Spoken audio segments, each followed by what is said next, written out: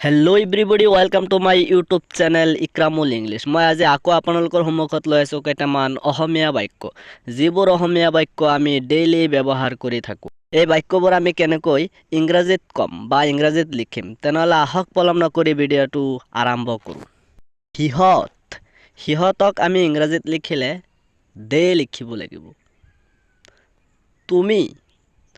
তুমিৰ ইংৰাজী হ'ব ইউ। তাইৰ ইংৰাজী হ'ব সি। তেওঁৰ ইংৰাজী হ'ব হি। ময়ৰ ইংৰাজী হ'ব আই। মুকৰ ইংৰাজী হ'ব মি। যোৱাকালিৰ ইংৰাজী হ'ব yesterday। অহাকালিৰ ইংৰাজী হ'ব tomorrow। এইটোৰ ইংৰাজী হ'ব this। সেইটোৰ ইংৰাজী হ'ব that। এইবোৰৰ ইংৰাজী হ'ব this। সেইবোৰৰ ইংৰাজী হ'ব those। এইমাত্ৰৰ ইংৰাজী হ'ব just। কোনৰ ইংৰাজী হ'ব how। কেতিয়াৰ ইংৰাজী হ'ব when। কিয়ৰ ইংৰাজী হ'ব why।